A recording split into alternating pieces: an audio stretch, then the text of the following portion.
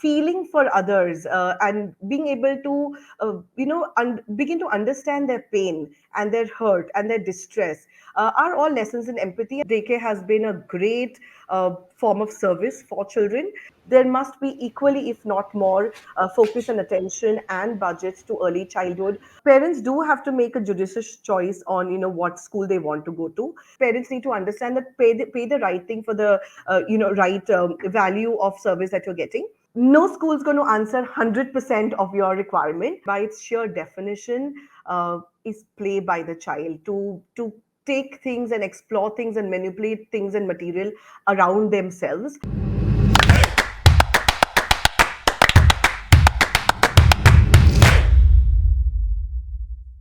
Schools are like tiny raindrops which fill ocean, flood river banks, fertilize soils. Schools leads to amalgamation of higher studies at college level, similar to a river meeting a sea.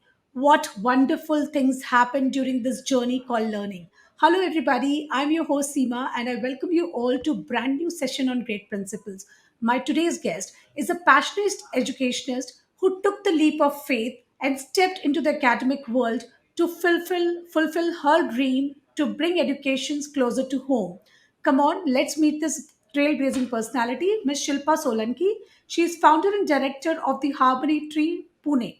Welcome to Great Principles, ma'am. I'm very honored to have you today here with me. Thank you. Equally my pleasure. So, ma'am, if I talk more about you, people will ask me questions. So, rather, let us hear your story from you. And your once upon a time is like an ongoing narrative of 20 years. So, tell us, ma'am, what motivated you to make this career choice? Um, Very interesting question. Uh, I grew up as a very shy, timid, introverted girl. I didn't have the confidence to talk to anybody.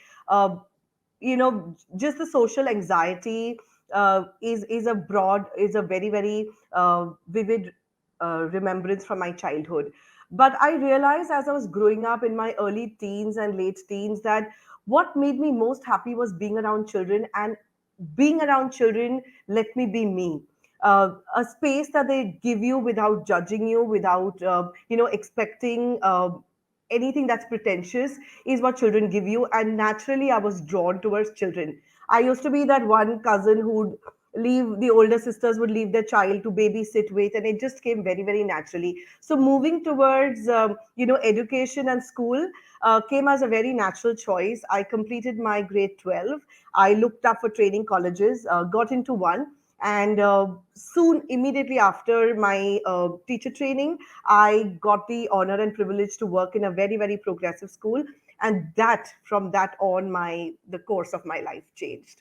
Uh, and what happened there in that school and the learning that happened unfolded me as a person, and of course my views towards education and early childhood.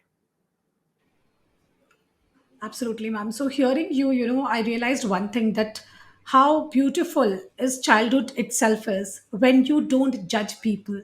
When people are so comfortable that they can be themselves when they are around you. But Absolutely. then why we parents, teachers, I mean, I'm not labeling here anyone, why we are in so much hurry that our children should just grow up and we tend to take away this beautiful nature of being a child. Why do we always in a hurried why there is always a hurried childhood? Why can't it be unhurried? So what are your views on this? Very interestingly, we use the word unhurried in our brochure, and we call it one of the things that we talk about is giving children a meaningful, unhurried learning. Uh, that's our concern as well. That we are in this sort of hurry to give too much too soon. The world around us, the modern world around us, the technology enabled world outside is not making it any easier. And I think parents and teachers and schools alike are under the stress of finishing as much as possible. So we want to graduate them, as soon as they finished preschool, and everything is coming before it's supposed to come, from class to class, from skill learning to knowledge learning. There is so much that is put on children that we're forgetting that the child is a child. My earnest urge to parents and teachers is to Let the child be child and let them claim their childhood, because this will never come back. What's also important to understand is that the child is behaving the child. Expecting a 2-year-old to sit down quietly in a restaurant without touching things around, without running around or exploring his world, is far more concerning if the child is sitting too quietly, because really a 2-year-old should be running around and exploring his or her environment. And when we're failing to put realistic expectations, we're expecting a 5-year-old to name countries and continents, and we're expecting everyone to there is pre-sat and there is sat and there are pre-examinations to the real examinations, so everyone seems to be in this some sort of a race, um, at the very very heavy price of losing the child. What's happening in the bargain is that the child's self-esteem, confidence, the early understanding of being safe and secure is getting compromised because we're pushing them too early. So as parents, if we don't want our children to have breakdowns later and have mental illnesses or anxiety, depression, one must take care of it now.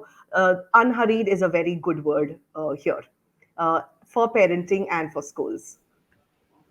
Beautifully explained, ma'am.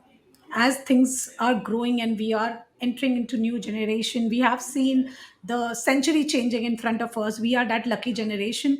There is so much, that happens every time. Even the parenting changes. I am a Yeah. different kind of parent from what my parents were, and my sister is a different kind of parent. But ma'am, here there is one thing you very, very rightly said, that we are just behind labels, that my child should not be labeled like this or like that. In this labeling, we forget that ultimately my child is a child. And there is one more thing which I keep observing is that we as parents, we always keep asking the toddler, what? And in this asking what, we forget to answer their why. You must have noticed that these toddlers, they ask so much, mama aisa kyun hota hai, why is this so? So what do you think, how important is why in making children growing up? Crucially important. It's crucially important because the why is coming out of their need to make sense of this world. The world is new to them. It's unfolding every single day. New facets of being alive, are opening their eyes, and their horizon is widening. And the why is coming out of that innate need, that curiosity and wonder of saying why things around me are happening. And if we dismiss the why too unenthusiastically, or dismiss the why before really getting into uh, satiating the need of the child, we're killing that wonder and curiosity. And when we kill that, we're really creating robots. So if a child is asking why, first of all, say, wow, my child is a curious learner. My child has the ability to wonder and look around and question things around. That's a great sign of the brain developing and growing well. And give the answers. If you don't know, look up, read up, ask a little extra time from your child to say, darling, I don't know this, I'm going to get back to you, but get back to that. And as per their age, give answers appropriately. If you might, sometimes we undermine that the child may not understand, but you'll be surprised that when you will begin to explain, the child will understand, because the child is ready for knowing more. So do answer the whys, because they're very very important for the child. Absolutely. So, why is very crucial. Parents don't just shun them off, that no, you need not know this, but try to make sense, try to bring some logic to their questions, because when they ask why, and when you again ask them why, you'll be surprised by the knowledge your child has. So, that is the beauty of this beautiful word why. So, Yeah. moving ahead to my next bigger issue, which we and all parents I think suffer, is how to keep children entertained. Because what happened is, now that we don't have very big families, we just have one or two kid, we are so focused on them that we are always available, and these kids have somewhere forgotten how to play on their own. And then we suffer because they always want someone or the other to just for their attention to play with them. So how do you keep them away from boredom and encourage them to play on their own? Um, the fact that we're using the word, how do we keep them entertained? Honestly, we're not clowns to keep them entertained. That's really not one of our core responsibilities. As parents, we are failing to think, or our understanding has become that I need to fix the every waking hour or every waking minute of my child and fix it. So if I'm not fixing it through classes, I'm fixing it through play dates, and I'm fixing it through giving them games at home and puzzles. So many parents have created a little learning setup in their homes because you want to fix every minute of their time. Play, by its sheer definition, is play by the child to take things and explore things and manipulate things and material around themselves, and it need not be structured and fixed each time. So letting the children get bored is a great service to the child, because in that boredom the mind will work to say, what can I innovate and what can I think about, what new can I do in my given setting, in my given scenario, with the resources that are available around me. That boredom is good for them. What's also good for them is that the free play brings out parts of the child's personality that fixing will not, because the fixing in tight structures and routines is only helping them obey instructions or follow the parent's lead.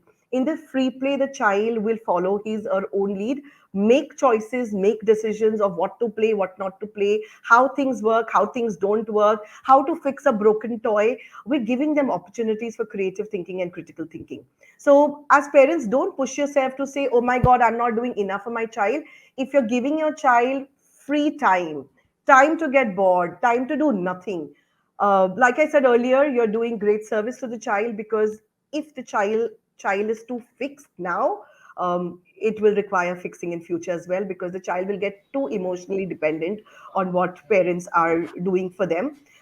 Let some parts of decision making of what to do with your time remain with children. So have a schedule, have a routine, have a rough, what happens at what time. That's important for the child, but every minute is not necessary. They're not robots. They're real children with real moods and real needs and real interests. Take the child's lead when you can. Wow, wonderfully explained. So, my dear parents, as ma'am said, let your child become bored. And if you're doing that, you're doing great service, because if you pull out a history and check, some of the greatest inventions took birth due to boredom only. So, this is the beauty. When you let your child bored, even they would invent so much about the world around them. So, now, ma'am, we have reached the very interesting segment of the show. This is called the rapid fire round. So, Okay. ma'am, here we would be asking you some fun facts about you also. So Okay. let us begin by knowing a little more about ma'am. So my very first question to you is, what do you do when you're not working? How do you spend your recreational time? If I'm really, to be honest, I catch up on some sleep, and like many others, a little, recreation through watching movies. But if I do really get time, I do take up some reading and playing with my dog. So those are things. But what I'm really essentially saying is, I would rather stay at home than being out. All right. Moving ahead to my next question. Which sporting event thrills and excites you? Um, to watch, like most Indians, cricket is all right, though I'm not, a crazy fanatic. Uh, in terms of what I'd like to engage in, the only sport, honestly, that I know is table tennis. So I can't claim of, really enjoying any other sport because I don't play others. But yeah, I'm a average sports enthusiast. Okay. What is that one thing every parent must have in their house so that their child develops the feeling of empathy? I wanted to say dog, but I know it's not practical. Whatever, you don't really need to have things around to have empathy. Empathy is an innate, intrinsic feeling and attitude with anything around, whether it's your things and the way you use your things. For instance, switching off lights or closing the taps. Is empathy towards the environment, being nice to your domestic help and people who work for you, talking to with respect to them is growth, is empathy. If a parent is not well, a sibling is not well, a grandparent is not well, asking on them, helping them, doing a little, in Hindi what you call seva is partly empathy. feeling for others, and being able to begin to understand their pain and their hurt and their distress are all lessons in empathy. And I think in a day we will get many teachable moments where empathy can be modeled, and I'm not going to say taught, can be modeled to children so that they can just pick on it. All right, great. How wonderfully ma'am has explained. Generally, we keep thinking of a dog, a pet, or a plant, a lot of plants around, so that children see the joy of growing. And but there are so many more things to do. Moving ahead to my next question: name a celebrity that inspires you. um, I've been very, very inspired by Shabana Azmi. I think she's vivacious. She speaks her mind. She's so unconventional and spirited. That really I look up to her for that. Moving ahead to my next question: tea or coffee? Your wake up buddy is.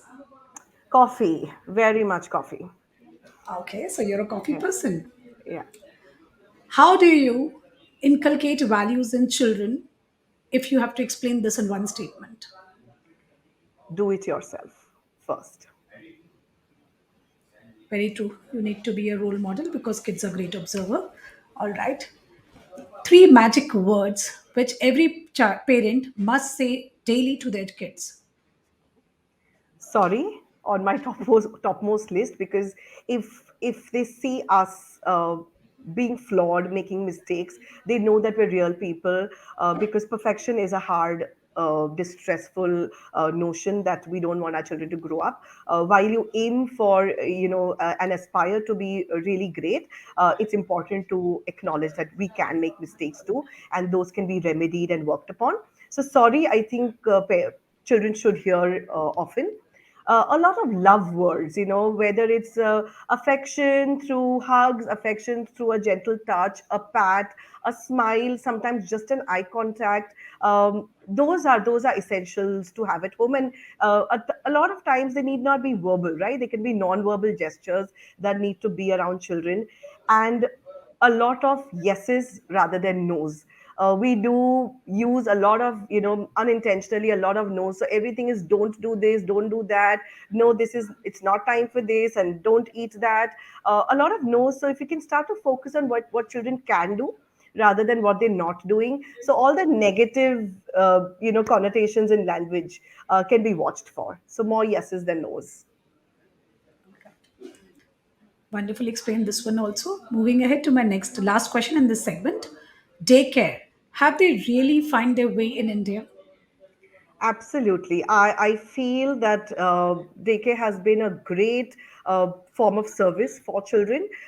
One is, of course, for working parents. That's easy to understand why there is a need for an institution like a daycare for parents who are working, for both parents who are working, which is more and more an urban and a rural reality. But also for children who come from homes that have one adult or two adults around. The social stimulus that is missing in homes, a daycare in one sense helps to fulfill that need. The daycare, by and large, of course, I'm only talking about the better examples here, is to say that they are stimulating environment, they're safe environment. The child is spending productive time, mainly in the presence of peers of their age group, and that play and that being an active participation in doing things is far more better than sitting at home with a didi or a maushi watching TV or being behind screens. So I think daycare is, of course, a good one, and the choice is up to the parents. Is an important service. Great, ma'am. So this was a rapid fire round. Now we have Okay. reached to the last segment of the show. Here we'll be having some more questions on preschool education. So All right. coming up to the very first question in this segment, ma'am, when I was a child, I there was no concept called preschool. So Hmm. what gave birth to this concept called preschool, and what is the need of this today? Um, Preschool is a bit out of just the word, the nomenclature preschool. I think is out of convenience just to say it happens before school, but really the term that we must more and more use is the early childhood center. The need for early childhood center has always been, but I think more and more recognized in the recent years, because what happens to children and their brains happens, even before birth. the minute the human is conceived. And this brain development and the development of all the areas of your growth begin very, very early. And we know that research says that before 0 to 5 years, 0 to 8 years are extremely crucial years for the child's growth and development. Whether it's cognitive development, emotional development, social development, your intellectual abilities, your language abilities, your mental abilities all begin to grow. And what the early childhood, a good early childhood center would do is to help in that, partner with you in that development. So while the families do their bit of the love and the care and the nurturing and forming early human connections and relationships, what preschools do is enhance that and take it further in the realm of social and emotional development, and also in the realm of cognitive development. So the early wiring of your brain through active activity, whether it's dancing, playing in the sand, painting, engaging in conversations, solving a puzzle, sharing a toy with a peer, or getting into an argument with a peer, are all early requirements for early childhood and brain development. Hence, preschool's place in this world is extremely crucial, recognized now, but has always been. Uh, many renowned theorists and philosophers have talked about, how early childhood is crucial. Some countries, also ours, seem to have not, given it that much recognition and its due. But I think it's growing. The new education policy is talking about early childhood in its, absolute Yeah. center of how things work. And it's important that we see, we partner with families to do that. It's not enough for the family to fulfill the needs of the child between the 0 to 8, 0 to 5 years. I really wish, as an early childhood educator, to say that as much focus and attention we give, and as much budget we, keep aside for higher education, there must be equally, if not more, focus and attention and budgets to early childhood. Then there is a need for regulation. There is a need for monitoring. There is a need to, systemize things here, because of its unregulated, because of it being an unregulated sector, there are malpractices happening, and that needs to be undone. A lot of preschool people who run preschools are not aware of child's development and child's need and brain development, and seem to be doing, injustice to child and child's growth. But if a well thought out program, a well thought out program from the child's point of view is put together, it's extremely imperative that the child goes through the early years in a preschool. Very true, ma'am. Completely agree with you that how important and crucial is an early childhood center for the child's development. But there is some discussions that we have when we as parents meet because of the fees that is being charged by preschools these days. Some charged even much more than the middle schools also. So we as parents get confused. Was it is it a need, or is just some kind of commercial activity that has been come up? Or Yeah. is it because our family size is small, from joint families to we have all shifted to nuclear families claiming our spaces? So how to make a wise choice of a right preschool? What should be the parameters that has to be looked upon? And there are so many things. I mean, we struggle maintaining our cool with two kids. How do you train your teachers to handle so many of them over there? So these are the questions which we as Okay. parents always have in our mind. Okay, so the multiple questions, let me break them up one by one. Answering a question about fees, parents do have to make a judicious choice on, what school they want to go to. Like I said, there are enough examples of schools that are doing genuine work for the sake of the child, and those that may be using this platform as, I don't want to comment on that, but I know that that is a possibility too, that they're using the platform to misuse parents and the funds. But having said that, if you want a good quality school, a certain amount of fees is real. The schools have bills to pay. A lot of schools in the urban cities are schools that do not own their lands. They're obviously leased out. That itself, in localities that are prime, are very, very high. The other very important cost head is your teachers. If you want quality teachers, if you want a high adult child teacher child ratio, the fees and the salaries need to then be congruent. Then the kind of activity and facility you give the children and the kind of experiences and exposures. If you want quality, then there is a price to pay. My question to parents is that first understand the value of why a preschool is important. Uh, then say that what is a school giving and is there value in what they're providing and does that match what they're charging. How is it going to be helpful to my child and benefit my child?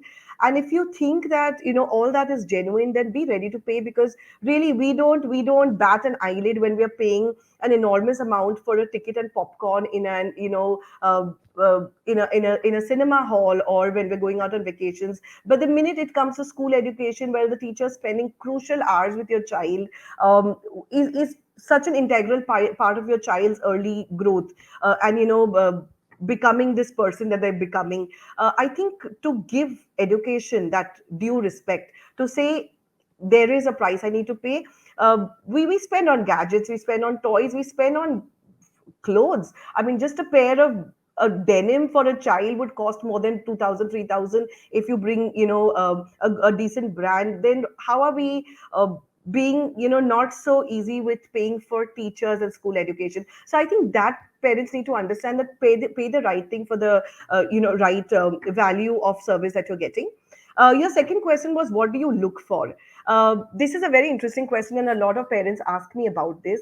Is that you have to sit down with your partners or your families and ask yourself what are non-negotiables for you.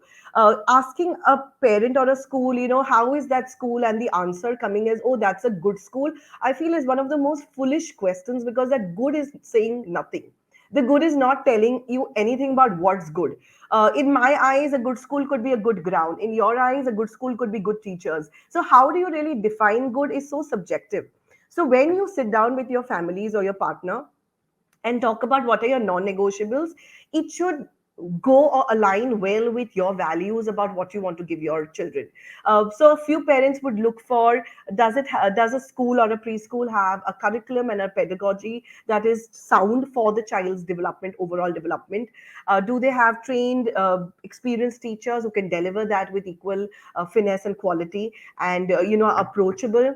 Do they have the facilities for play, outdoor and indoor, or are they cramped up in small rooms?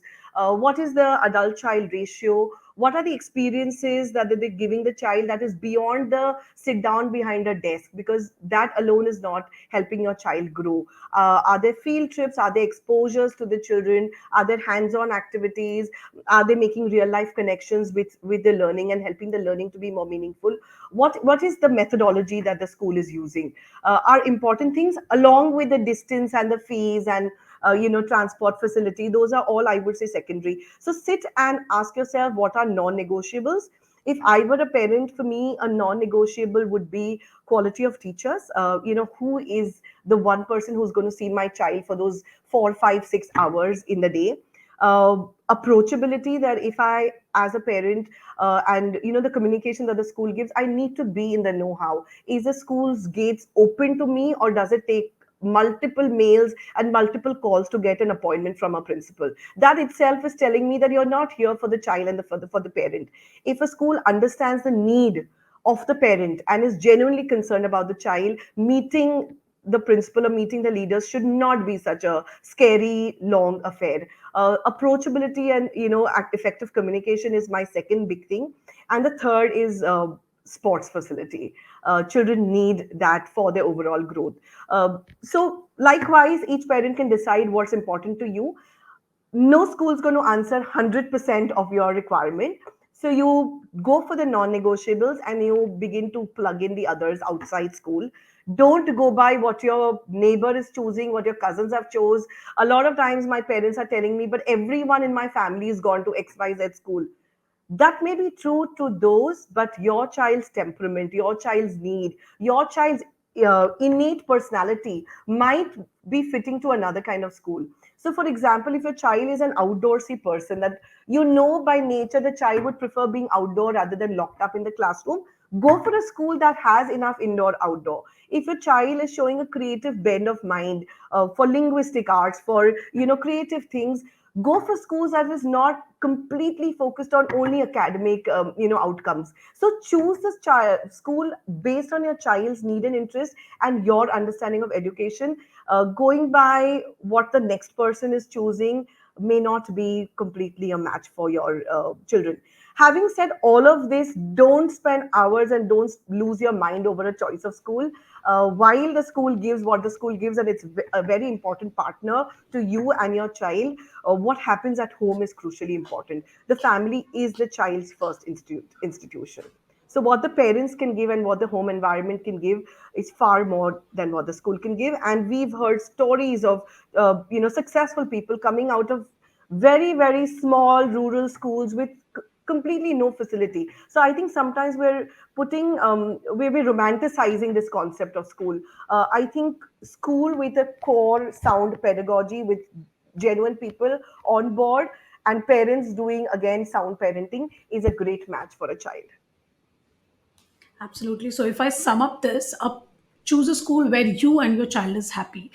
So that is the only Absolutely. solution, where because no one knows your child better than you. And ma'am, as ma'am said, look into what your interests your child, and accordingly choose the school which fits in your budget and that provides all the facilities and everything, and find the non-negotiables. So that is how you choose the right school. So ma'am, the last part, just let's talk about that, and then we can just wind up the conversation. So the last question was that we go crazy handling our two kids or one kid. How do you train your teacher to manage 10 or 12 or maybe 15 in a class? I often joke with my teachers that it's easier to look after other people's children because at the end of the day, you can send them back home. I think one is that when you're not the parent, the whole emotional dynamics uh, and the equation between the child and the adult changes. By sheer, that equation, it's far more easier to really look after children who you're not so emotionally tangled with. Your expectations are different.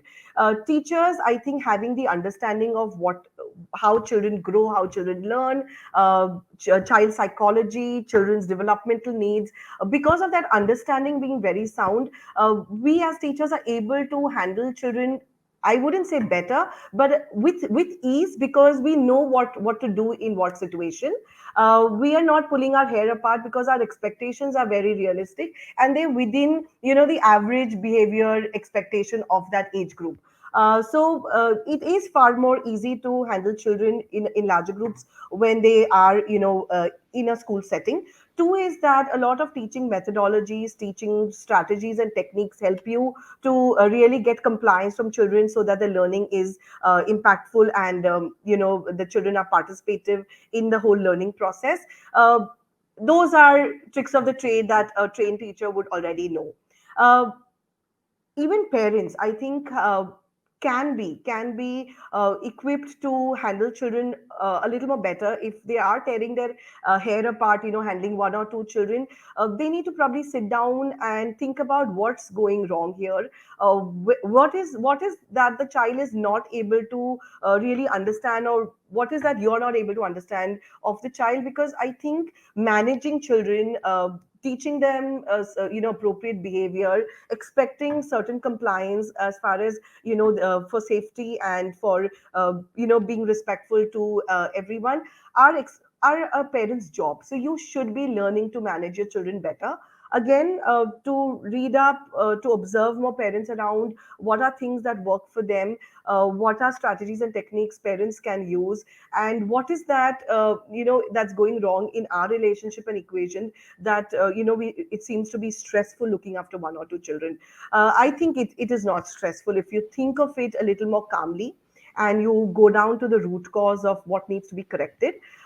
Can really help you. And I feel a lot of correction needs to happen early in the years when the children are very young. We let it be because वो कहावत है कि बच्चे हैं, बच्चे तो ऐसे करते हैं. We're giving their brain a message to say it's all right. There are children who are hitting or jumping or throwing things around, and sometimes parents are too permissive to say it's all right, yeah, they're kids. But the all right just keeps growing, right? Today throwing things is all right, tomorrow using using a bad word becomes all right, and you kind of never know where to draw the line. So I think helping children self regulate their emotions, their feelings, their words, their actions, giving them the right environment to make those choices correctly, modeling correct behavior as parents and as adults around, and putting expectations down for them that are realistic to their age and they're realistic to that situation is a parent's job. And we must do that in time. To become a more, authoritarian democratic parent that is kind of taking the child with you along in this process of growing up, you will be far less stressful than parents who are letting the child walk over you completely. Very true. I really love the point that you mentioned at the very start of the session, that let the child be the child, because this is where we all go wrong. And that is what's the reason of all the stress when we have a lot of expectation. Oh, her child can do this at this age. And look at my child, she's still struggling to hold a pencil. So these kind of unrealistic expectations and comparing all these things is the cause of main stress, because then you also want my child should excel in all the things, he should also do everything. So just let them be the child and enjoy this phase. It is never going to come back, as ma'am rightly said. So this was Shilpa ma'am, and what an exceptional conversation it was today, completely insightful. And we really had this privilege of hearing ma'am, hearing her thoughts, understanding her vision, and knowing what it takes to be an early childhood educator. There is a saying that better than 1,000 days of diligent study is one day with a great teacher. And I think I have understood its meaning today. So thank you so much, ma'am, for your time with us. I truly appreciate your time. It was really wonderful conversation. Thank you. Thank you, Seema. Really, really appreciate it. Thank you so much, and thank you for having me. Had a great time chatting.